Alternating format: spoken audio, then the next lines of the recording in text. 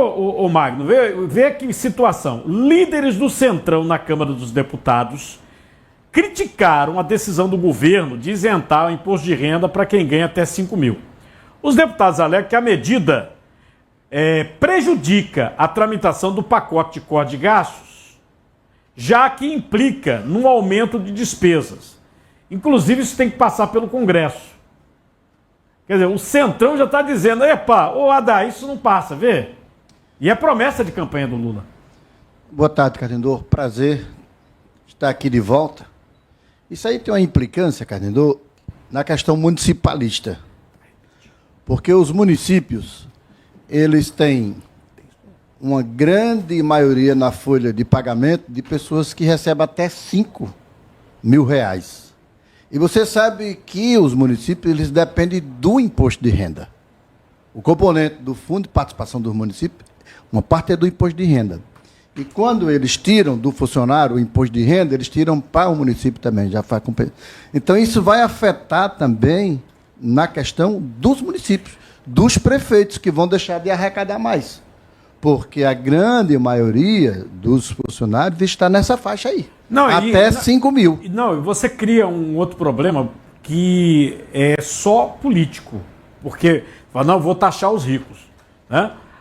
Mas quando o governo vai taxar o rico, ele já está tirando a compensação dele lá em cima. E dos municípios aí, ele não tem compensação nenhuma. Mas o Magno, por exemplo, de 50 mil, renda mensal de 50 mil, você não pega um ministro do Supremo, que ganha 44. Tá? Então, quando vai para a conta, para o lápis, o problema todo da economia brasileira é que esse pessoal parece que não faz conta. Quando vai para a conta, o que estão dizendo aqui que é uma coisa, um faturamento mínimo e uma bronca do tamanho de um trem que o governo arruma. Estão falando em 35 bilhões, né? Ao a isenção todo, o aí. pacote. Não, a isenção dá até 5 mil salário, até 5 mil reais. 35 bi. Isso. Agora, a questão do orçamento, Carnendor, ela deixou de ser uma coisa exclusiva do Executivo. Quem está dominando fortemente o orçamento do país hoje é o Congresso Nacional. São as emendas parlamentares. As emendas. Exatamente. Então, os prefeitos hoje, eles não estão mais indo aos ministros e tal. Os prefeitos hoje estão atrás dos deputados porque eles querem as emendas. Já está no Metrópole. Vou antecipar aqui para vocês logo comentar. Está no Metrópole. Mas pelo projeto... Os deputados disseram lá, falaram sim, e o Dino já liberou as emendas, porque o Lula assinou. Veja bem, o Lula sancionou anteontem o projeto que foi aprovado pela Câmara, que já tinha sido aprovado pelo Senado, no qual o governo fica proibido de botar a tesoura lá no dinheiro das emendas parlamentares. Por exemplo, nesse pacote aí o governo não inclui emendas, que ele não pode mexer em emendas, porque elas têm, como eles aprovaram no Congresso, a obrigatoriedade do governo liberar imediatamente as emendas parlamentares. Elas são impositivas. Exato. Só, Magno, que o Supremo, a turma do Flávio Dino, já votou dizendo que não tem transparência, do jeito que está. E aí, tá tudo vetado, tá tudo seguro. Eles querem que o Lula fale com o Dino para liberar. Tá no Metrópolis agora. Entendeu? Porque eu falei o Centrão, não falei? Isso. Faz alguma coisa no governo sem Centrão? Não, de jeito nenhum. Não faz. E não faz há muito tempo, né? Não fazia Bolsonaro, antes dele não fazia. Desde Sarney. Não, desde Sarney. A Dilma caiu com o Centrão, Eduardo Cunha e Centrão. Pô. Ó, aí vê, olha a outra bronca. As medidas do Fernando Haddad, os economistas estão criticando, numa reportagem da CNN. Segundo especialistas, as ações apresentadas não são suficientes para estabilizar a dívida pública. O governo prevê, ao todo, uma economia de 70 bilhões, isso em 2 anos. Que para orçamento você sabe que é nada, né? Isso. Sabe? Pra você ter uma ideia, só o Bolsa Família são 180 bilhões. O Bolsa Família, 180. Né?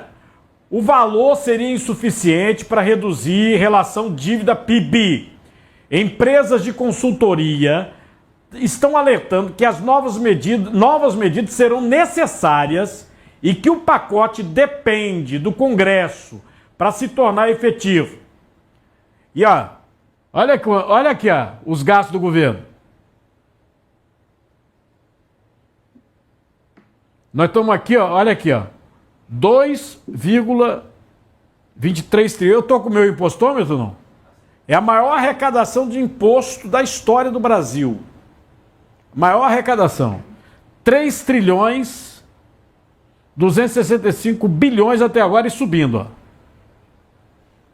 E o governo com um rombo desse tamanho. Porque o governo gasta mais do que arrecada. É um governo perdulário. O Fernando Haddad disse que os beneficiários de programas sociais terão agora que fazer biometria.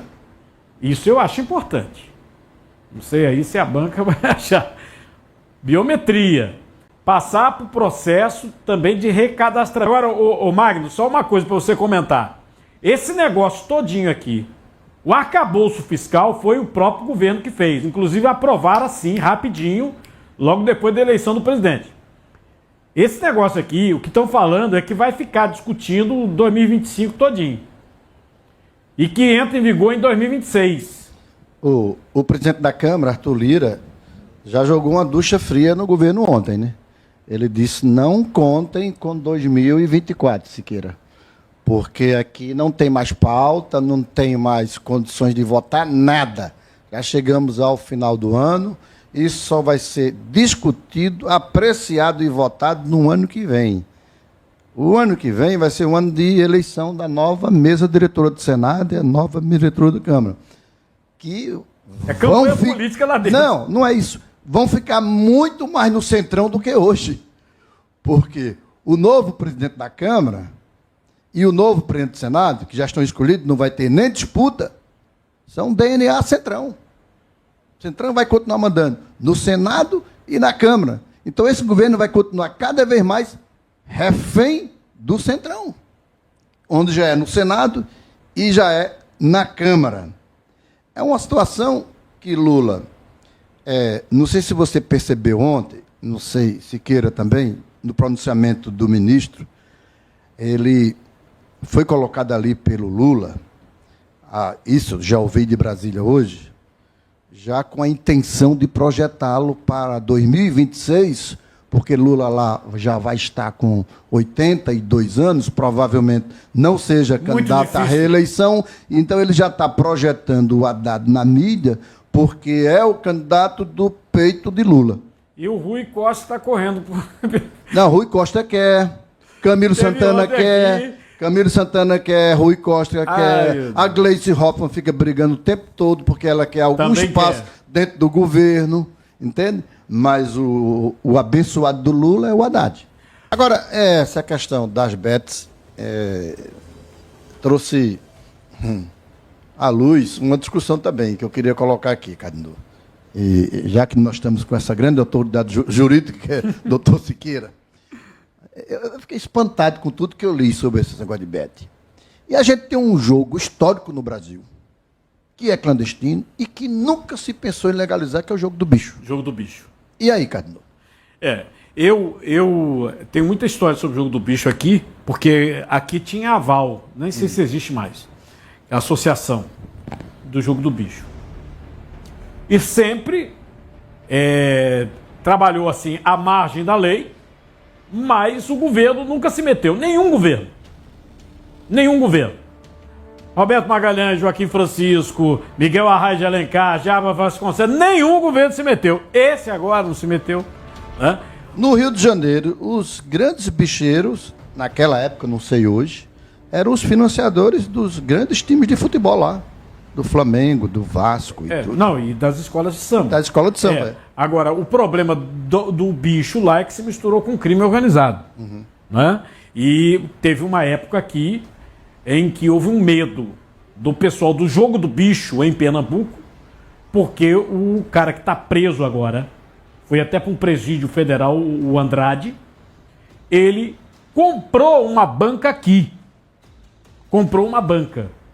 E o pessoal já sabia que em alguns locais, alguns estados onde ele comprou banca, ele disse assim, ou vocês me vendem tudo, ou vocês pagam a mim para funcionar. E aí, a verificar o que acontece lá no Rio de Janeiro, depois da morte do tio dele, o Castor, que deixou a banca para outro da família. Não deixou para o Andrade, esse Andrade, né? Deixou para outro. Esse, segundo a polícia do Rio de Janeiro e a justiça confirmou, mandou matar o herdeiro de Castor. Mandou matar o herdeiro. Ele responde pela morte de uma delegada, pela morte de uma juíza, e a informação, inclusive hoje, é que ele tem uma milícia. Aí eu falei, milícia? Mas milícia no Rio de Janeiro são aqueles ex-militares, ex-policiais civis, ex-federais. Milícia de gente da ativa. Inclusive, os crimes praticados por ele, crimes de mando dele, ele manda, são praticados por policiais. Sou botafoguense, doente, tô feliz da vida com o meu Botafogo, que ganhou do Palmeiras. Não foi? Viva o Botafogo! Mas eu te comentar, estava semana passada em Brasília, e eu perguntei a uns colegas meus lá da imprensa, que estavam falando sobre futebol e tal, eu digo, quais são as chances do meu Fogão chegar lá? Eu disse, 0. Disse, por quê? Porque tem uma máfia na CBF, e já está tudo escolhido para ser o Palmeiras de novo. Mas quando eu vi o resultado do Botafogo, eu vi que isso aí não procede, né, Cadinho? Quer dizer, que além de ter essa máfia das betes, tem também uma máfia dentro da CBF, né? O campeão vai ser tal time. Mas isso aí eu acho que foi uma viagem muito grande, né? Uma viagem da maionese, não? Sei não. Ó, vamos botar aqui o dólar de novo. Tem muita gente comentando aqui sobre a questão do dólar. Apesar de todas as explicações do Fernando Haddad, da equipe econômica, aí barará, bororó, bororó, a situação, né, piorou, né? 5,98 dólar. 0,80. 0,80. O dólar não baixou, né? Não baixou. Tá aí nesse patamar. Vamos ver se vem alguma outra informação até o final do dia. O grande problema do dólar alto aí é a inflação, né? Por exemplo, produtos que são dolarizados, e é quase tudo, né? Até o seu pãozinho que você come, ele acaba sendo dolarizado porque tem a commodity, o trigo. Gasolina, né?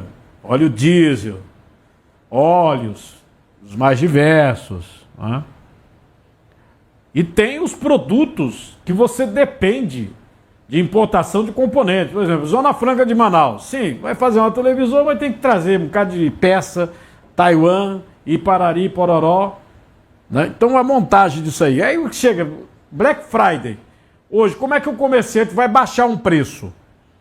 Um dólar desse tamanho, ele fica logo pensando, eu baixo aqui, eu vou vender e vou perder dinheiro. Ele pensa logo, vou vender e vou perder dinheiro. Esse é o problema. Vamos ver se a equipe econômica consegue dar algum alento no mercado, porque o que eles anunciaram não é corte. Não vai cortar. O que foi anunciado aqui não vai cortar. Né? Não vai cortar. E uma coisa que o Fernando Haddad disse, que eu vou aqui falar, desculpe, mas eu sou muito sincero, falou que é mentira, eu digo que é mentira. Ele falou, não, porque combatendo a sonegação, todo governo combate sonegação. Todo ele. Pode ser de esquerda, direita, centro, ele quer arrecadar. Ele combate o problema é que o governo voltou alguns impostos que antes tinham sido abolidos no governo Bolsonaro, principalmente dos combustíveis, e criou outros.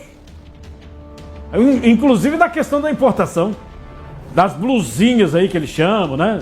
Da Shopee, que é muito mais amplo, né? Não é só blusinha, né? É muito mais amplo. Então, o governo está arrecadando muito. O próprio Fernando Haddad disse, nós arrecadamos 10% real.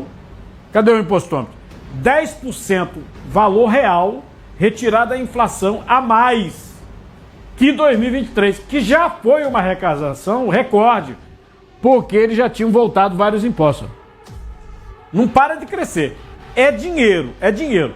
Para chegar ao ponto, essa semana, terem que colocar dinheiro extra para botar água de carro-pipa. Foram 38 milhões correndo extras, porque faltou dinheiro para o carro-pipa. Não estava dentro do orçamento, não tinha previsão orçamentária. E olha que o ano não acabou ainda, viu? O ano não acabou ainda. Porque tem muito gasto por aí que é essencial e que pode faltar dinheiro. Aí, ó. Posto não para de subir. 3 trilhões 265 bilhões é o que o povo brasileiro está pagando até agora. O STF começou a julgar se as redes sociais têm responsabilidade pelo que os usuários publicam. É o artigo 19 do marco que regulamentou a internet no Brasil. É o Marco Civil da Internet, que define que as plataformas podem ser responsabilizadas pelo conteúdo divulgado pelos usuários. As decisões têm peso, porque vão ser de repercussão geral, tá? Ou seja, o STF vai fazer esse julgamento se disser que o artigo 19 não seria constitucional, vai ter uma repercussão para todo o tribunal. É como se o STF fizesse uma lei nova. Uma lei nova para responsabilizar a rede social. Tem um trecho da sustentação oral do advogado do Google, o Eduardo Bastos Furtado Mendonça. Vê. Inspirada, o presidente desse tribunal disse que a censura sempre começa com bons propósitos. Ela sempre começa, não só a censura, o cerceamento da liberdade de expressão sempre começa com bons propósitos. Mas ele invariavelmente degenera, porque a censura é intrinsecamente aristocrática. Ela parte da premissa de que as pessoas não são capazes de olhar por si, precisam que alguém diga a elas, ou esconda delas aquilo que elas não são capazes de assimilar. Se a proteção da democracia exige isso, se a proteção da democracia exigir que se crie todo tipo de incentivo à remoção de conteúdos que são controversos, então talvez no final o que sobre não seja exatamente a democracia liberal como nós a conhecemos. E a democracia liberal que foi a solução do mundo para superar todos os vícios e ciclos de atraso que existiam desde antes da internet. O advogado do Facebook, que é a Meta, a gente fala Facebook, mas o WhatsApp, né? Que é tudo Facebook, que é a Meta. O nome da empresa é Meta. WhatsApp, Instagram, agora tem Threads também, né? Tudo é Meta, tá? O José Hollenberg defendeu que a retirada dos conteúdos sem ordem judicial deve ser limitada a determinados crimes. Vejam. As restrições que, porventura, devam ser apreciadas por essa Corte deveriam estar limitadas à mecânica do artigo 21 do mesmo Marco Civil, que prevê a hipótese de notificação e retirada. Mas quando, e essa é a grande questão, não em toda e qualquer situação de notificação recebida. Os serviços das plataformas do Facebook consideram que a moldura, nesse contexto subsidiário, e apenas considerado a título de argumentação, deveriam levar em consideração as seguintes hipóteses: exploração sexual infantil, terrorismo, tal como definido no artigo 20 da Lei 13.260 de 2016, racismo, abolição violenta ao Estado de Direito e golpe de Estado. E por que não mais do que isso? Porque conceitos abertos, senhor presidente, senhora ministra, senhores ministros, como fake news, desinformação, crimes contra a honra ou postagens manifestamente ilegais, incentivariam remoções excessivas e levariam, aí sim, a uma judicialização massiva. Após o questionamento do advogado da Meta, que é o advogado do Facebook, Instagram, WhatsApp, o ministro Barroso tranquiliza. Aqui para nós, ele tentou tranquilizar, para mim não tranquilizou nada. Ele disse que busca o esclarecimento dos fatos. Aí o Alexandre de Moraes fez um comentário, não sei se ele percebeu que o microfone estava ligado, né? Mas estava ligado, vê. Isso é um debate em boa fé, em busca dos fatos mesmo. Vossa Excelência, Vossa Senhoria fique até onde tranquilo, exato. Não é uma inquirição. Ainda. Me sentiria... Pegou mal. O Alexandre de Moraes não é uma inquirição. Aí ele disse, ainda. Hã? Fica meio difícil, né? O advogado tá lá numa coisa, aí soa quase como uma ameaça. Ou não, Tosqueira? Pois é, Cardinô. Esse tema, inclusive, ele só está sendo discutido atualmente no Supremo Tribunal Federal por falta de regulamentação, né, de iniciativa do Legislativo. Né? Então, por isso que o STF está colocando o tema em discussão, né? E vai legislar. Eu vi, inclusive, o ministro Barroso, na condição do Supremo Tribunal Federal, dar uma declaração oficial, né, da própria tribuna, no sentido de que o STF estaria tomando a iniciativa porque faltou o Legislativo legislar, ou seja, está legislando. Tanto para o senhor quanto para o Magno, que é jornalista feito eu. Né? Tem uma lei. A lei do marco, que regulamentou, e eles estão discutindo um artigo dessa lei. O que o Supremo está querendo é outra lei. Que não tem consenso dentro do Congresso. Não tem. Não existe consenso dentro do Congresso. Aí eles querem forçar uma lei para modificar a lei que já existe. Eles estão legislando mesmo. Isso foi palavras do próprio Barroso. Eu assisti hoje pela manhã. Não pode, essa é atribuição exclusiva do Poder Legislativo. Não pode. Não pode. Eu pensei que isso que era só com o Bolsonaro, é com Lula também, né? Porque é com Lula. O Supremo está interferindo no Congresso brasileiro há muito tempo. Esse negócio se acentuou mais, vinha desde Fernando Henrique, Dilma, mas se acentuou mais depois de Bolsonaro. Aí o Supremo revelou todas as facetas dele. E agora, esse é o exemplo mais claro que o doutor Siqueira está dizendo aqui. Mas lembre-se que agora quem fez a maior ingerência sobre as emendas dos parlamentares foi Flávio Dino. E foi outra interferência do Supremo no Congresso Nacional. Lembrando que o Flávio Dino era ministro da Justiça no início do governo, foi nomeado por Lula como ministro do Supremo. Assim como o Zanin era o advogado de Lula e agora é ministro do Supremo.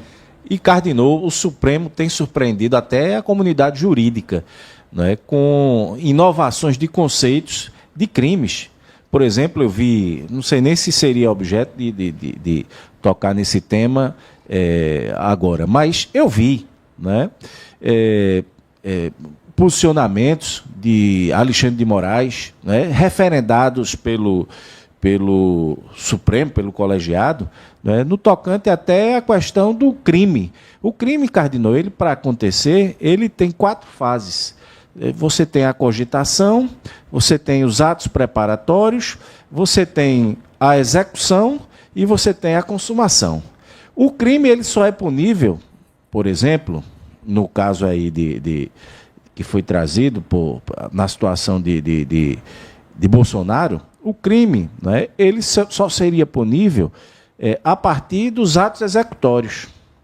Você tem a cogitatio, que é a idealização do crime. Então, se Cardinô, vamos dizer, se o ministro teve a sua vida em risco, porque um grupo de oficiais imaginou em matá-lo, você está na primeira fase. Essa primeira fase não é punível. Se você entra na segunda fase. A segunda fase não, mas a gente vai comprar as armas, a gente vai monitorar, a gente vai fazer. Você está na segunda fase. A segunda fase só se pune os atos que são realmente ilícitos. Por exemplo, comprei uma arma que é ilegal. Então, vou ser punido porque a arma é ilegal. Porque a arma é ilegal. Não porque eu tinha desejo de matar alguém. Exatamente. Não é? Aí você entra na terceira fase, que são os atos executórios, partir para matar. Então, fiz a emboscada. Se der certo, eu vou na consumação. Se não der, eu estou na tentativa. Mas aí sim é punível a tentativa de homicídio. E eu estou vendo todo mundo preso, eu estou vendo se falar em tentativa de assassinato, né, um plano para matar o presidente. É muito complicado para o leigo, o senhor está falando da técnica jurídica, entender isso que o senhor está falando. Porque quando a Polícia Federal faz aquele relatório, tipo um PowerPoint, né? Como fizeram isso com o Lula também. Aí a pessoa olha aquilo ali, não, porque isso, que aquilo, que aquilo. Quando você vai para o direito, né, assim, aí o que tem aqui? Pensei em matar Lula. Sim, se eu não entrei nos atos executórios, aquilo ali não constitui tentativa de homicídio. Eu estava conversando aqui com o Magno Martins sobre a questão, por exemplo, a Dilma, ela botou GLO em vários estados por ocasião da Copa do Mundo de 2014. Aqueles bad blocks quebrando tudo, arrebentando tudo. Né? E depois, quando o Eduardo Cunha queria pegá-la de todo jeito, Eduardo Cunha caçou a Dilma para o impeachment. É bom lembrar que Eduardo Cunha... Junto com o Temer, né? O Temer conspirou 24 horas. Que era assim com ele, né? Pois bem, a Dilma, ela chegou a procurar o Vilas Boas e iria decretar estado de sítio. Consultou. Porque é constitucional. É o tal do artigo 142 da Constituição. Existe isso. Que, inclusive, na coletiva de Bolsonaro, ele falou sobre isso. Que, eu cogitei. Sim, mas o que o senhor cogitou? Eu cogitei porque eu estava numa situação difícil, os poderes desacossando, aí fui verificar o artigo 142. O que é o artigo 142? Você tem que pegar, unir o pessoal de governo e de fora do governo, são cerca de 20 pessoas, para solicitar ao Congresso Nacional. Ou seja, você não decreta estado de sítio, eu decretei aqui, GLO você decreta. Você não decreta estado de sítio. A Dilma não conseguiu decretar estado de sítio, foi vítima de impeachment, e o Bolsonaro cogitou e também não decretou. E também não fez nenhuma GLO.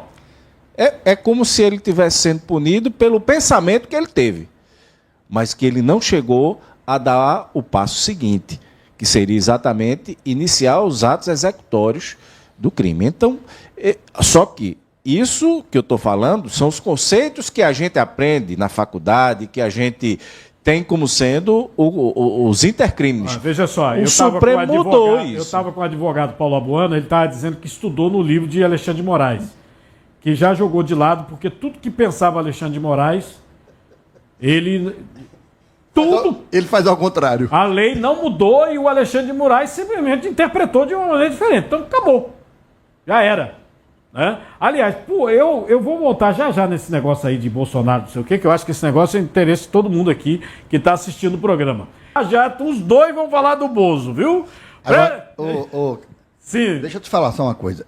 Esses super poderes do Alexandre de Moraes, lá em Brasília, o que estão dizendo lá, Cardinô, só para a gente comentar aqui depois, é que ele pode vir a ser o vice de Lula em 2026. Não, eu não acho errado, não. Até porque o Janja disse que é nosso parceiro. Ele vai se aposentar, pedir a aposentadoria dele, antecipar a aposentadoria para entrar definitivamente na vida pública partidária. Não, aí eu acho importante, porque aí pelo menos ele disputa voto, porque ministro não é votado, ele é escolhido pelo presidente da República. Ele foi escolhido por Michel Temer, né?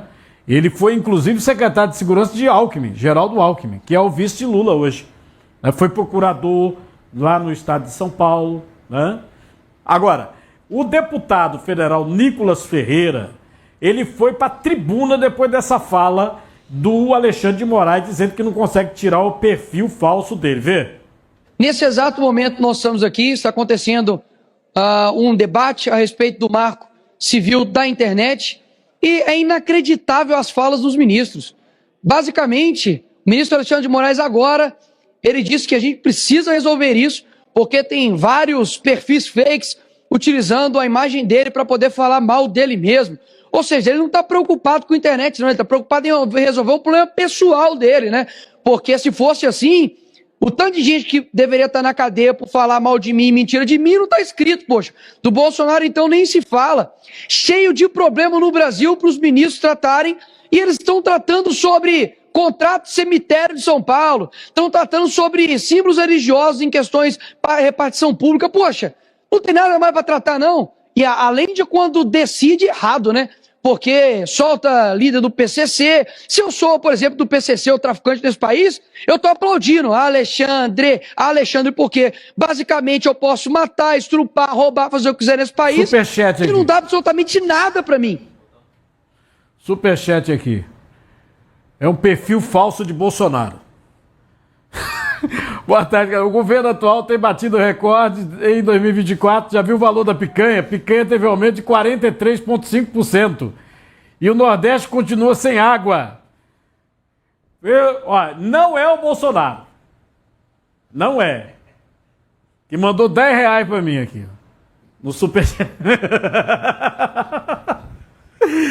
Ó, antes de falar do Bozo, o pessoal tá aqui falando, presta atenção, o radialista Roque Saldanha, que foi preso em 2023 porque estaria articulando golpe, usou as redes sociais e atacou o Alexandre de Moraes.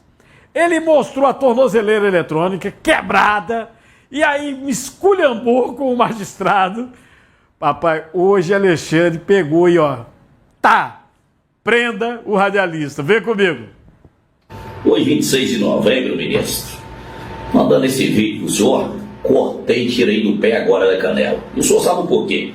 Foi tudo muito bem claro, tudo muito bem explicado. Isso aqui estava cozinhando minha perna, que estava fervendo, eu não estava aguentando, e o senhor, com essas palhaçadas, e todo dia pedindo documento.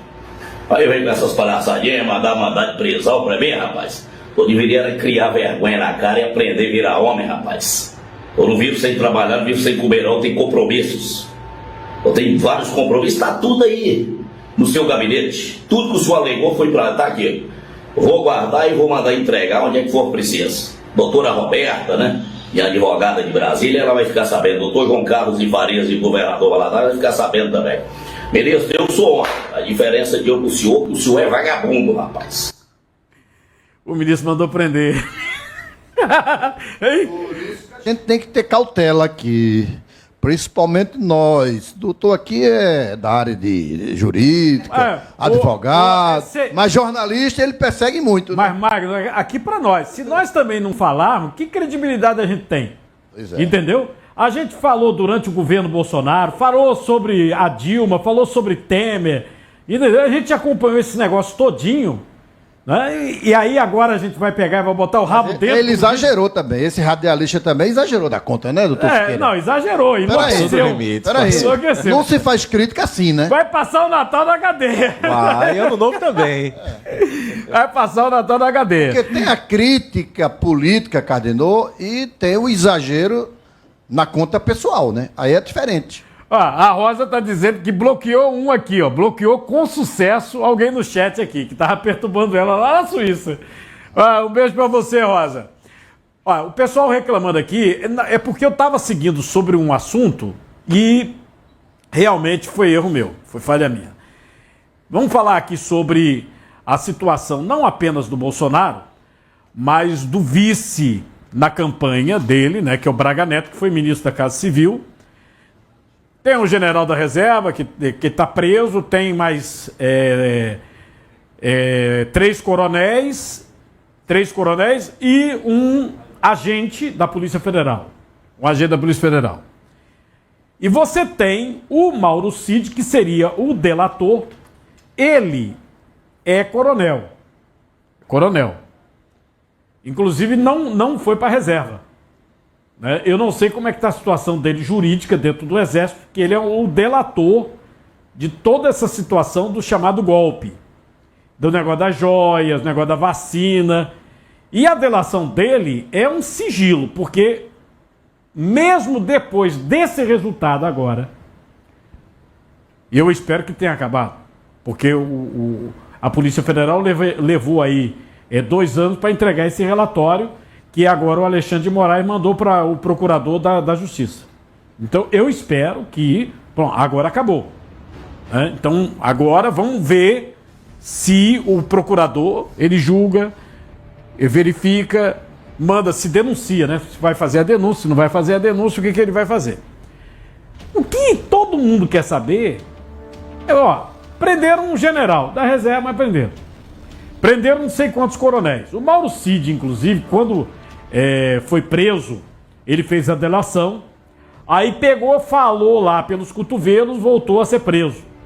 E a delação dele seria cancelada.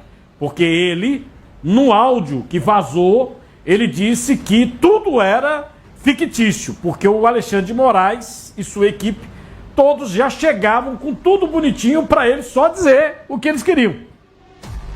Já mostrei esse áudio aqui para vocês. Saiu na revista Veja, saiu no portal Metrópolis, a Folha de São Paulo também publicou. Eu já mostrei para vocês. Mas o que acontece? Depois de 2 anos, prenderam um general da reserva, 3 coronéis, um policial federal, prenderam um mundo de gente lá do 8 de janeiro, né? Algumas pessoas, inclusive, que a gente fica assim, pô, prenderam a mulher da Bíblia, prenderam a mulher do batom, do Perdeu Mané, prenderam o cara que comprovadamente, por um exame médico, ele tinha deficiência mental e seria morador de rua.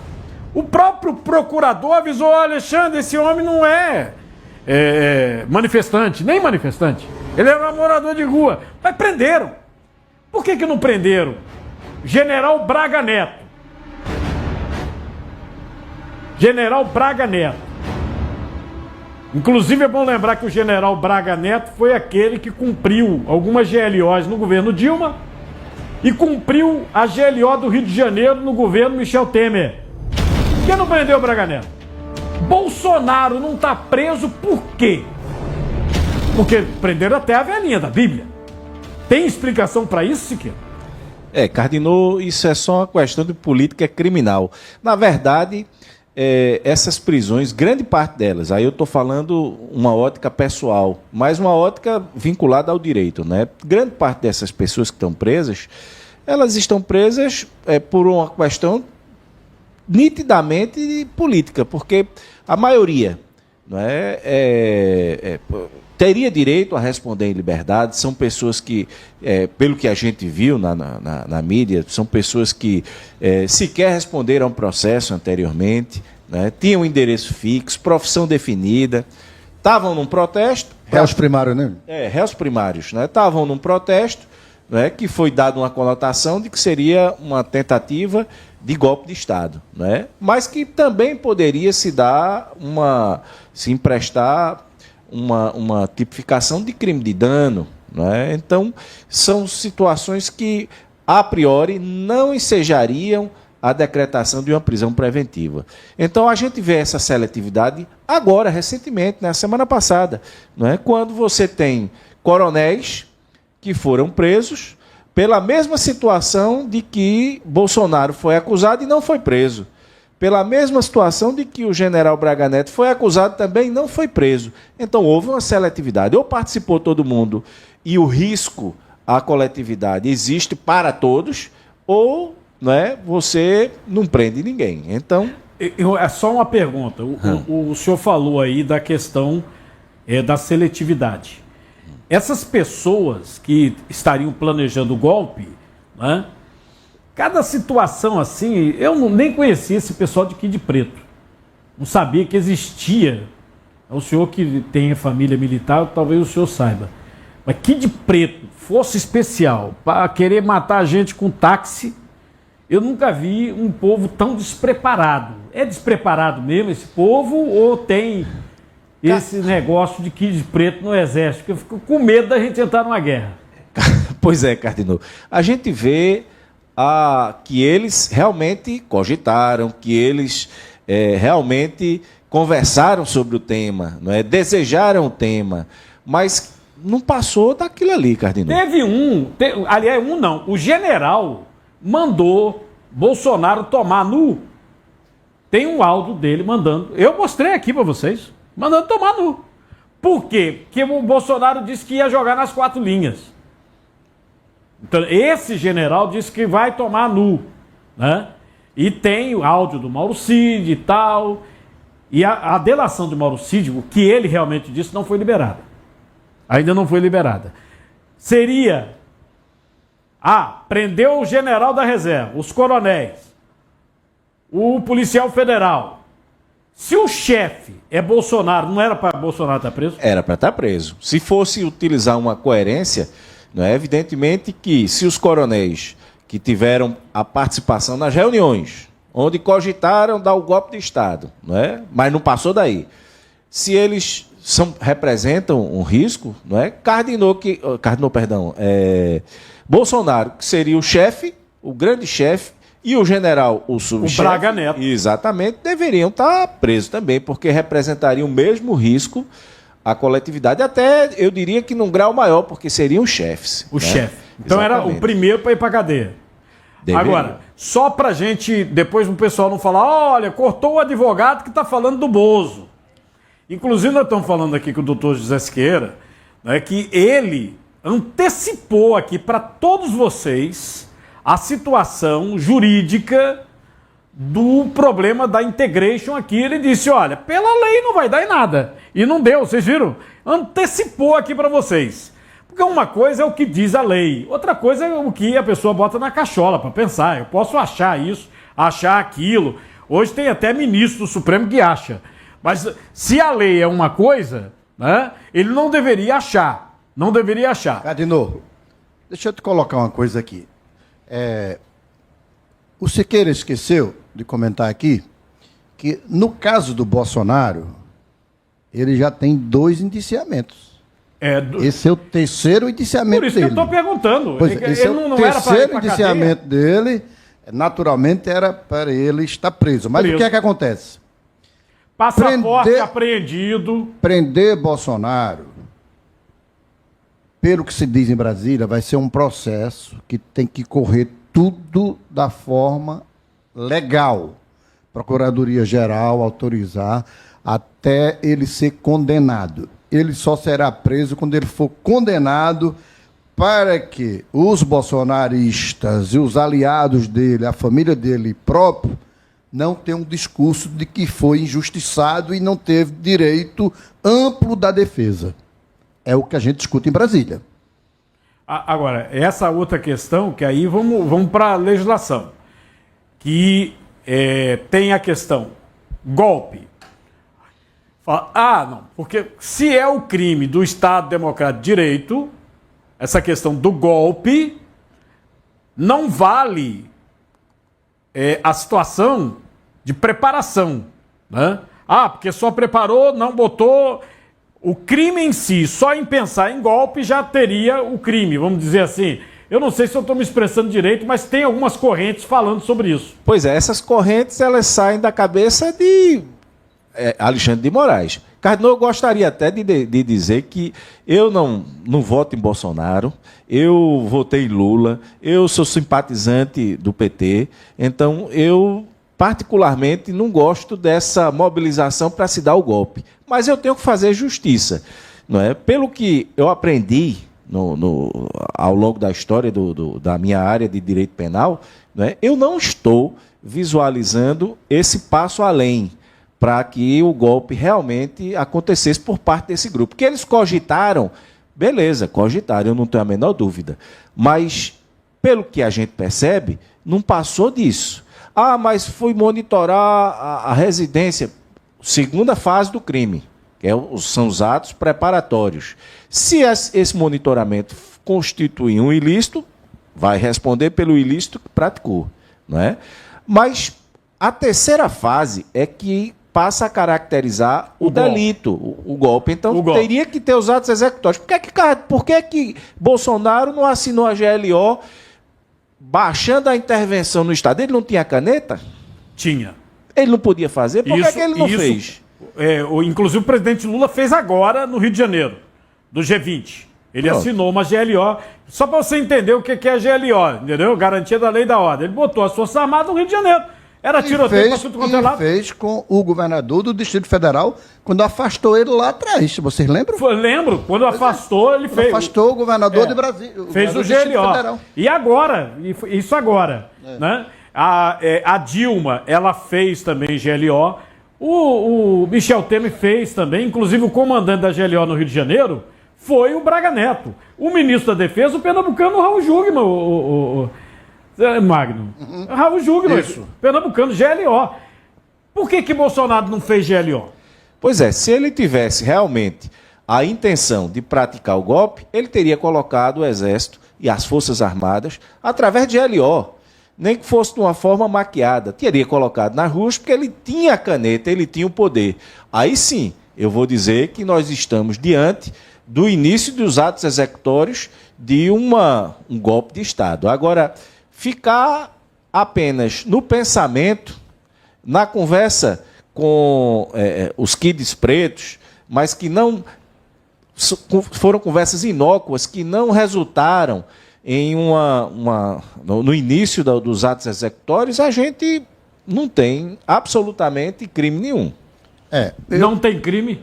Eu não estou enxergando, sinceramente. Porque é o seguinte, tem um monte de gente dizendo que tem crime.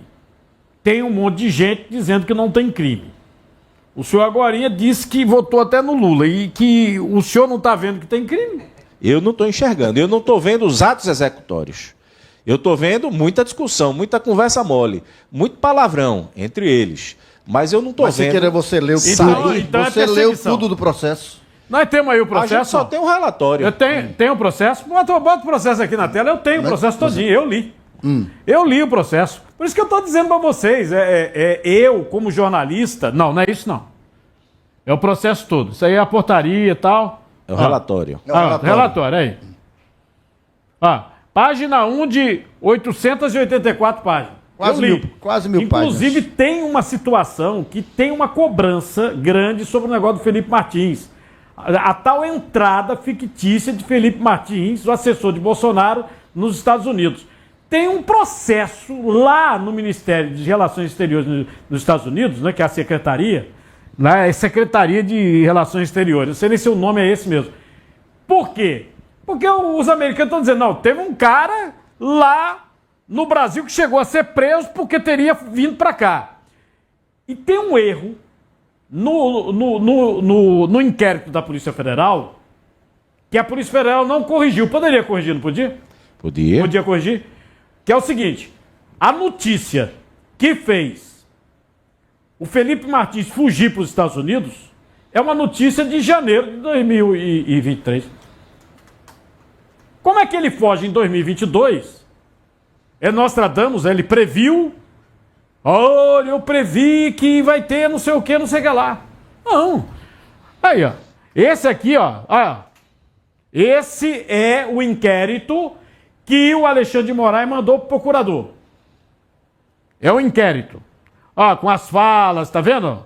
Os áudios, eu exibi tudo aqui para vocês. Vocês podem pegar o programa, a internet é bom por isso, né? Por isso que eu estou no stream. Eu não preciso repetir aqui. Botei o general mandando Bolsonaro isso, aquilo. Botei o Mauro Cid falando sobre, tem que ser até o dia tal. Botei tudinho. Agora, a Associated Press, né, que você sabe, Magno, que é uma das principais empresas de fornecedoras de notícias no mundo, inclusive fornece para Folha de São Paulo, no canal UOL, Globo e tal, fez uma análise e um dos jornalistas, falando sobre a situação, disse assim, olha, por que não tem nenhuma fala, nenhuma, de Braga Neto e do Bolsonaro? Se eles eram os articuladores. Quer dizer, vasculharam tudo, inclusive apreenderam 2 vezes o celular de Bolsonaro. Aí você fala assim, não, ele apagou. Esses coronéis e o general, eles apagaram. Mas eles apreenderam e um equipamento, que inclusive é israelense,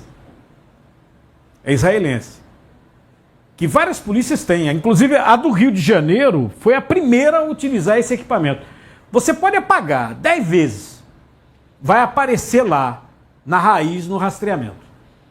Eles apagaram. Então a Associated Press fala assim, por que não pegaram uma fala na nuvem, alguma coisa de Bolsonaro? Inclusive esse aplicativo que eles usavam, apaga. Tem um tempinho e apaga. Não pegaram. Porque seria a prova cabal. Mas eu volto a insistir nos atos executórios.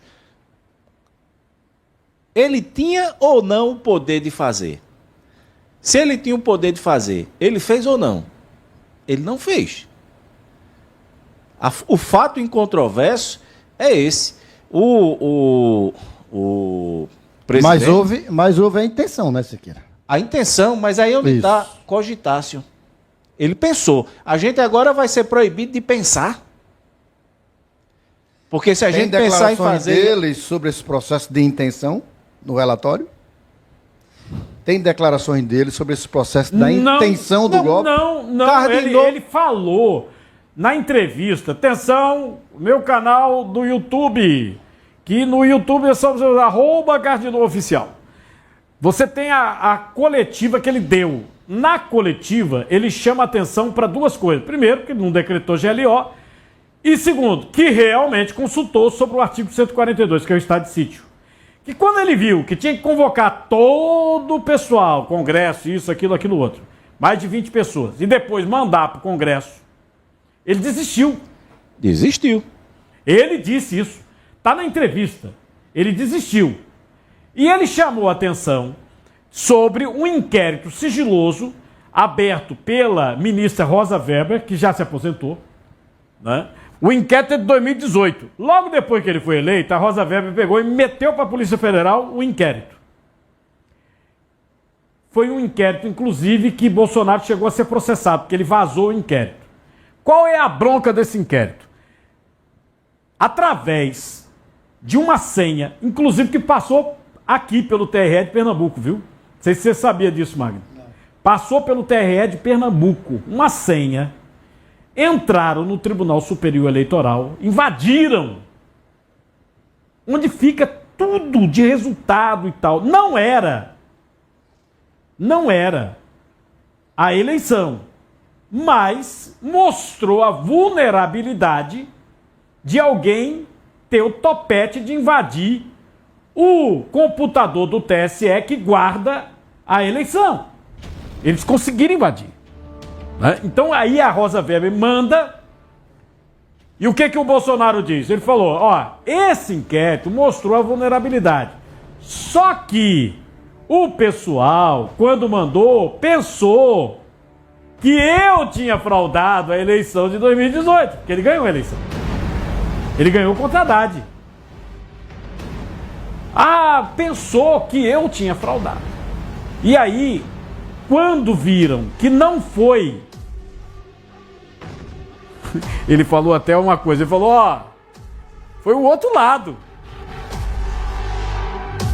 Ele diz, foi o outro lado. Quando viram que foi o outro lado, sigilo, ninguém fala mais nisso. As duas coisas que o Bolsonaro falou. Aí, confissões.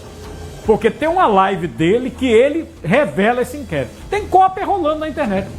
Sobre essa questão vamos dizer, da segurança das urnas, aí eu já discordo dele. Eu acredito que as urnas são seguras e não há prova em contrário. Agora, sobre o tema realmente do golpe, né, eu não tenho a menor dúvida de que ele pensou. Mas eu também não tenho dúvida de que ele tinha a caneta na mão. Ele poderia ter dado início, dado start, e ele não deu. Então, se ele não deu, ele vai ser punido porque pensou? Agora, o problema é que ele pensou e pensou baixo, porque é o que diz o pessoal da Associated Press. Ele não tem registro do pensamento dele. Pois é. Só tem gente dizendo assim, feito o Mauro Cid, ele pensou, e o presidente vai assinar, até tal dia ele assina. E o Braga Neto também. O Braga Neto também. Tem declaração do Braga Neto. Cardinal, no direito penal a gente tem um instituto chamado desistência voluntária eficaz. O que é a desistência voluntária eficaz? O camarada, ele resolve matar uma pessoa, sai de casa armado, vai lá, encontra o desafeto e descarrega o revólver naquela pessoa. Se quando a pessoa está ali, baleada, já morrendo, mas se ele, naquele momento, ele resolve socorrer a pessoa, leva para um hospital e essa pessoa se salva, ele não vai responder pelo crime de homicídio, porque ele desistiu da intenção de matar. Isso é um instituto jurídico que está lá, é uma causa de exclusão da ilicitude, né? Então ele está lá, ele vai responder apenas pelos danos que ele causou. Então ele causou lesão corporal, vai responder por lesão corporal. Mas a intenção ele mudou. Ele não vai responder por homicídio. Mutatis mutandis, numa situação como a de Bolsonaro. Não é? Se ele pensou, mesmo que ele tivesse chamado o exército, saído com um grupo para ir tomar o poder, mas no meio do caminho ele disse, rapaz, isso aqui está errado. Espera aí, eu vou desistir. Aí ele desiste e volta para a caserna. Ele não praticou nenhum ato de tomada de poder. Ele não pode, juridicamente, não se pode tirar dele o direito da desistência voluntária eficaz. A Gleisi Hoffmann disse que ele era um bundão, frouxo. Não deu golpe que é frouxo, que é bundão. Adenor, pedi só a sua autorização para eu me ausentar, porque eu estava com um compromisso. Fique à vontade. De 1 hora, já passei aqui. Mas o debate está muito bom. E nós vamos falar já sobre a legislação ontem que saiu da CCJ, que é a questão do aborto, que foi uma confusão danada. E, inclusive, é outro problema que a imprensa está falando uma coisa e, na realidade, a legislação que é antiga. Esse negócio vem desde 2010. Né? É uma legislação antiga que só agora tiraram do forno porque o Supremo começou a discutir uma situação, inclusive autorizou uma substância para se fazer o aborto que nem os veterinários eles autorizam. O Conselho de Veterinária não autoriza, o Conselho Federal de Veterinária. Então, quando saiu aquele negócio, aí veio o contraponto dessa legislação, que é, assim, uma situação muito deprimente, né? Você ter que falar desse tipo de assunto. Pelo menos, eu me coloco dessa maneira. Mas foi uma confusão grande. Mas, para se ter uma ideia, houve uma aprovação com mais do que o dobro dos parlamentares na CCJ. Então, voto para botar esse troço para frente, me parece que tem. Se vai ter alguma modificação, se vão minorar a situação, aí a gente vai observar aí na próxima comissão. Então, já eu coloco isso aqui também em debate. Magno, muito obrigado, viu? Grande abraço, Cadinor. Abraço, Siqueira. Sempre às suas ordens, Cadinor. As suas ordens também.